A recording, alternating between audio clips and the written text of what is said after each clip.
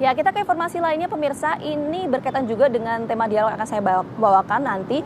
Ini mengenai aksi perundungan hingga penganiayaan terhadap seorang siswa SMP di wilayah Cilacap, Jawa Tengah. Bahkan ini juga terjadi di beberapa daerah. Seperti apa cerita lengkapnya? Kita simak informasi berikut ini untuk Anda.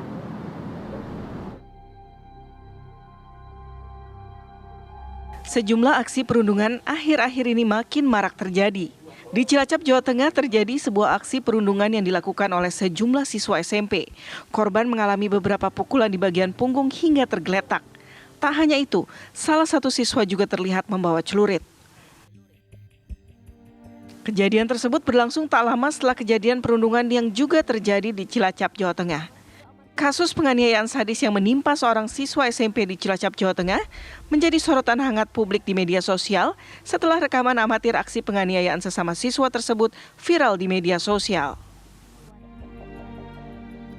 Di Makassar, Sulawesi Selatan, akibat rebutan pacar seorang remaja putri menjadi korban perundungan.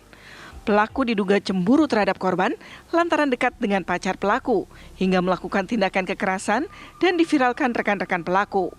7 orang remaja putri, 5 diantaranya di bawah umur, serta 2 orang yang berusia dewasa, diamankan oleh polisi. Tak kalah tragis, seorang siswa SD Negeri 06 Petukangan, Jakarta Selatan, meninggal dunia setelah terjatuh dari lantai 4 gedung sekolahnya. Menurut keterangan saksi, korban diduga memanjat dan melompat dari tembok pembatas. Korban diduga kerap menjadi korban perundungan teman-temannya sendiri. Tim TV One mengabarkan.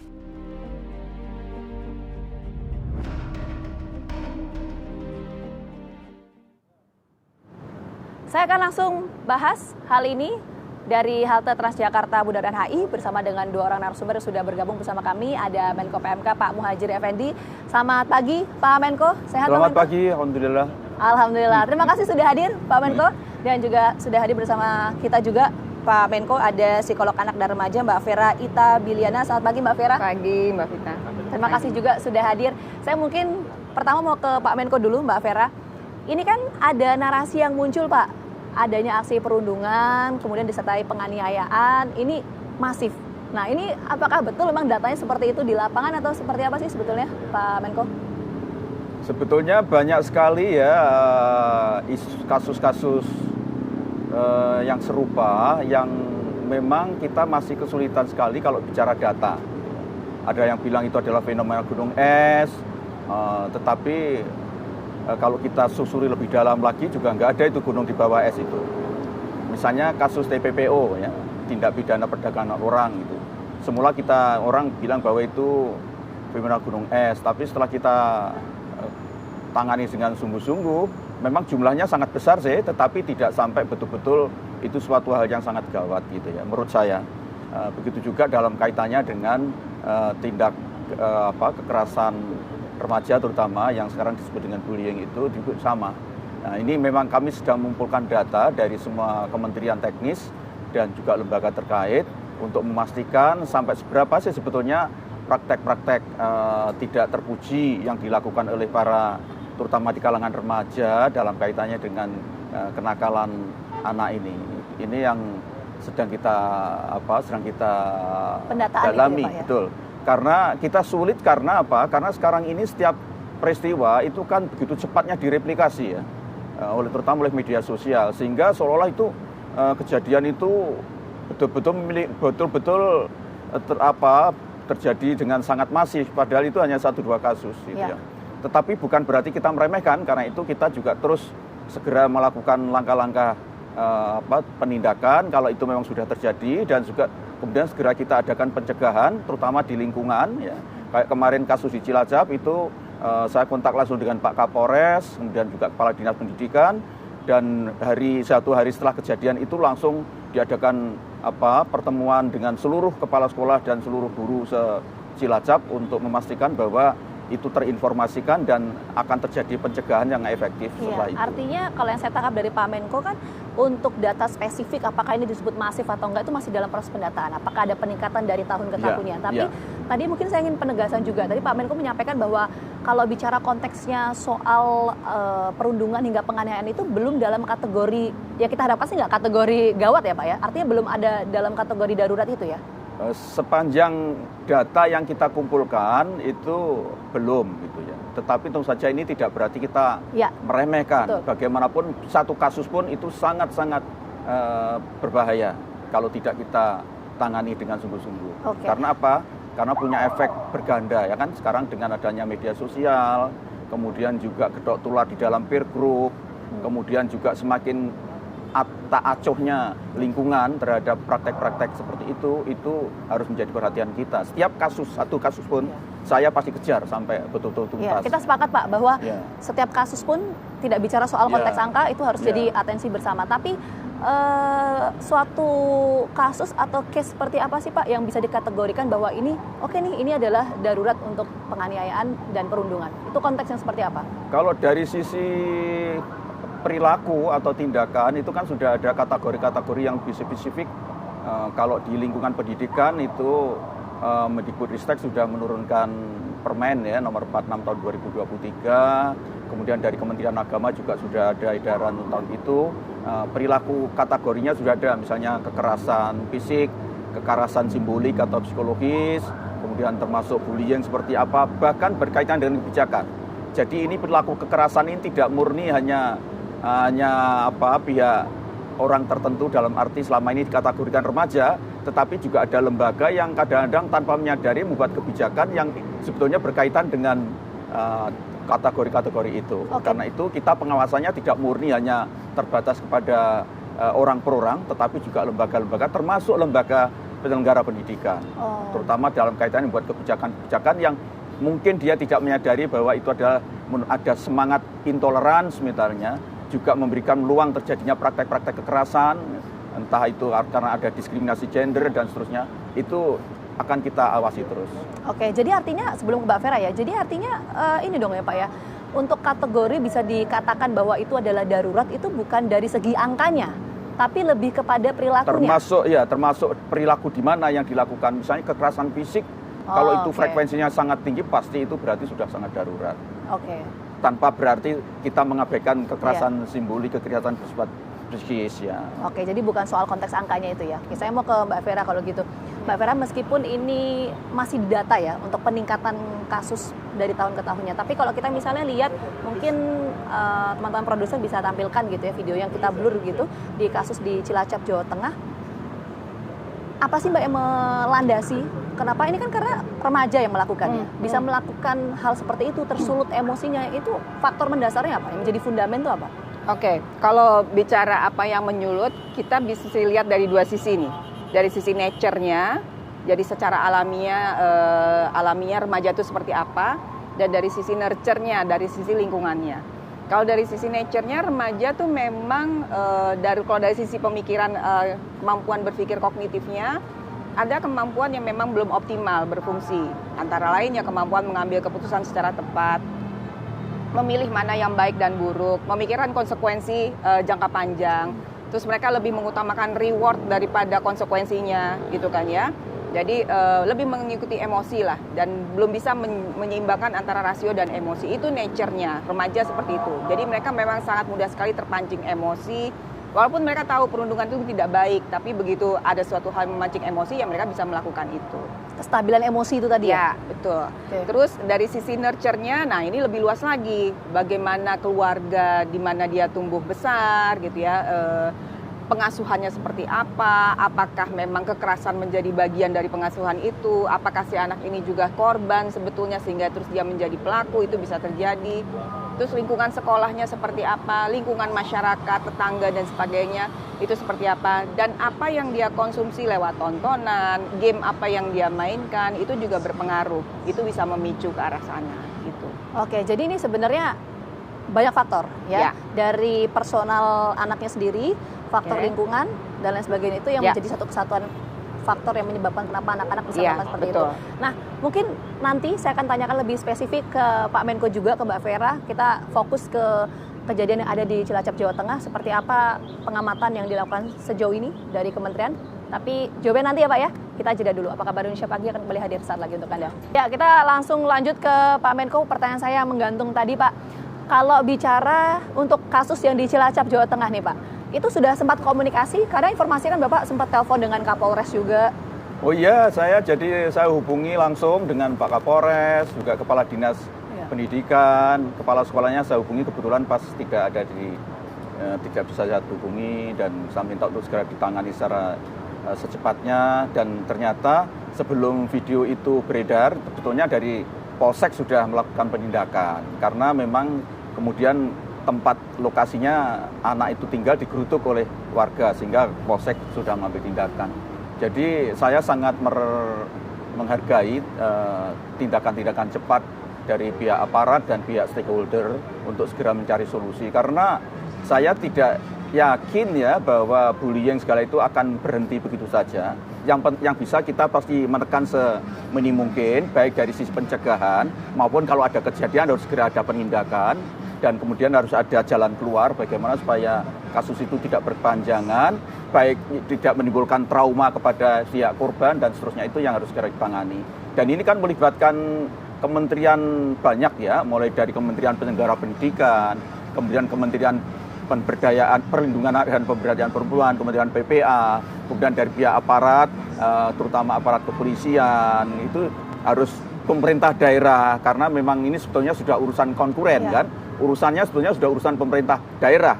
Pusat itu hanya betul-betul bisa memberikan pendampingan saja. Dan yang terakhir yang sangat menggembirakan adalah sekarang di kepolisian itu atas izin dari Bapak Presiden itu sudah ada tambahan satu direktorat PPA dan TPPO.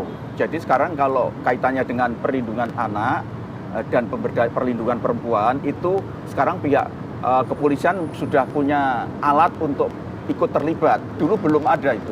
Jadi masih sangat secara organisasi belum tertangani dengan baik.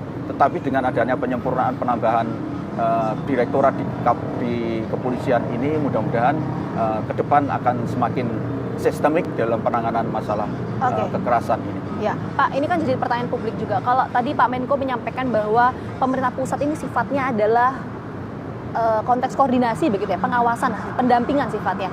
Ya. Tapi kalau konteks soal ini Pak, kasus ini khususnya di wilayah Cilacap, itu sikap dari Kemenko PMK seperti apa Pak? Kemenko PMK itu fungsinya kan sebagai kementerian koordinator. Jadi mengkoordinir kementerian-kementerian terkait dan lembaga, termasuk yang di luar. Jadi termasuk dengan masyarakat, dengan pakar, dengan lembaga-lembaga yang selama ini concern, punya kepedulian terhadap masalah perlindungan anak, itu semua di bawah koordinasi Kemenko PMK. Karena itu, dan tidak harus rapat, jadi ketika ada kejadian kita nggak perlu rapat, langsung kontak sana kontak sini untuk segera diatasi secepat mungkin, sehingga tidak berkepanjangan, baik sebagai isu maupun sebagai masalah. Karena isu ini juga harus di-maintain sedemikian rupa, karena sekarang dengan adanya perkembangan medsos yang sudah memasuki post-trust ini memang sangat banyak multidimensi urusannya, termasuk sekarang itu kan juga ada kecenderungan negatif eksibisionis ya. Jadi orang ingin tampil di publik dengan cara-cara yang negatif. Mereka melakukan kekerasan, kemudian minta di video, terus main jempol-jempol. Pasti itu dia ada niat untuk biar dia jadi populer, tapi dengan cara-cara yang tidak terpuji.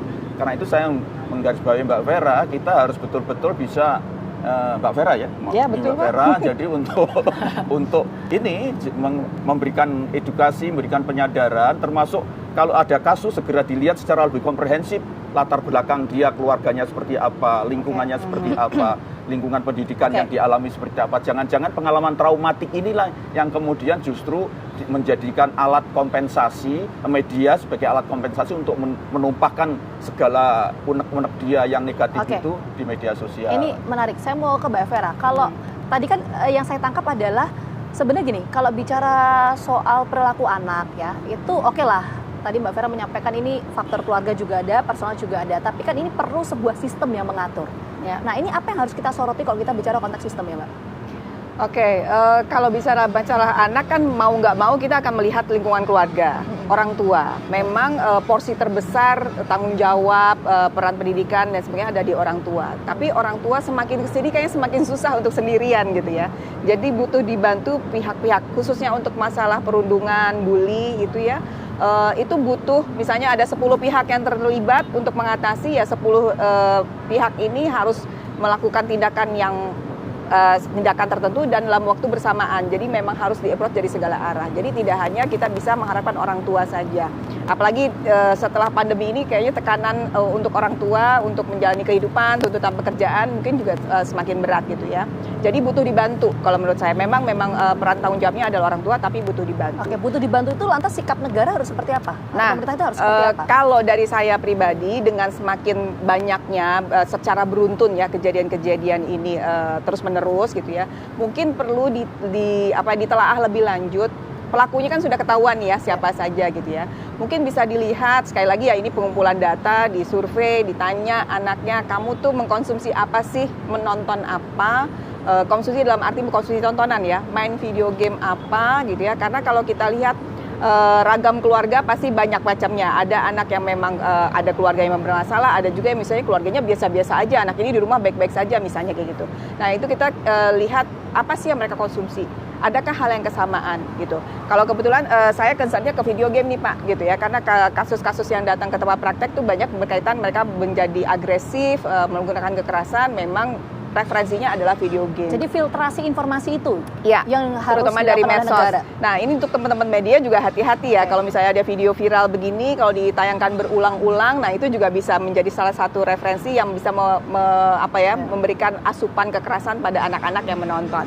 Nah itu juga mesti dilihat. Apakah ada kesamaan? Kalau misalnya ada kesamaan, apa tontonan mereka, apa game yang dimainkan gitu ya. Nah mungkin butuh tindakannya lebih masif lagi gitu. Ditelaah apakah memang dievaluasi lah.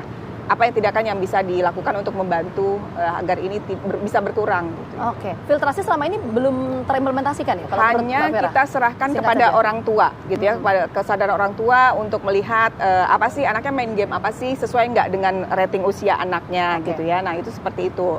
Tentu juga dari si pembuat produknya sendiri juga saya lihat sih perkembangannya sudah ini ya, mereka mencantumkan usia, tapi tidak serta-merta terus anak langsung oh ini aku belum mencapai usia ini aku nggak boleh. Nah itu tetap butuh bantu orang luar. Jadi filtrasinya ini hanya terjadi selama ini lewat internal saja ya, kurang lebih gitu. Iya. Nah ini kebetulan ada Pak Menko, kita coba langsung tanyakan ya. Pak Menko, ini kata Mbak Vera perlu ada filtrasi informasi yang memang itu diatur oleh sistem dalam hal ini ya negara. Itu gimana Pak Menko? Di Menkominfo sudah ya, tetapi kan kita tahu bahwa misalnya kalau kita ingin mencegat konten yang mau kita hilangkan dari beredar, itu satu hari itu kita hilangkan satu, yang muncul 10, bisa bahkan ribuan. Jadi kita tidak mungkin mengandalkan instrumen negara saja untuk mengatasi ini. Karena itu perlu ada kerjasama tadi, semua stakeholder. Dan yang tidak kalah penting adalah harus menanamkan kepada anak kita, anak-anak remaja kita, itu ada self-control, self-sensor. Jadi dia bisa memilih sendiri. Ada filtering, memperkuat kemampuan dia untuk menyaring sendiri mana yang harus dia lihat, yang dia pahami, dia mengerti, dan mana yang harus dia hindari. Kalau dia paham, juga dia harus memiliki kemampuan untuk melakukan seleksi mana yang harus dia tiru dan mana yang harus dia tidak tiru. Dan ini pekerjaan tadi itu melibatkan orang tua, melibatkan sekolah, lembaga pendidikan maksud saya, kemudian juga termasuk lingkungan. Karena itu lingkungan ini sangat mahal. Karena itu sebetulnya ide dasarnya tetap kembali kepada ajaran Ki Hajar Dewantara, Bapak Pendidikan Nasional kita. Jadi tripusat pendidikan itu, yaitu lembaga pendidikan, kemudian keluarga dan masyarakat, dan terutama keluarga saya rasa. Jadi kita sebetulnya secara platform besar itu sejak dulu sudah ada ini. Untuk kita sudah memiliki konsep-konsep pendidikan untuk yang bisa mengakomodasi berbagai macam persoalan yang terus semakin besar dan semakin berubah dari waktu ke waktu. Ini sudah ada. Pak Menko, ini pertanyaan terakhir saya, singkat sebagai closing juga. Kalau memang sebegitu sulit untuk memfilter informasi karena mati satu tumbuh 1000, kurang lebih peribahasanya kayak gitu lah Pak ya. Jadi apa yang harus dan akan dilakukan? Singkat saja Pak. Dari konteks negara ya Pak ya, pemerintah ya.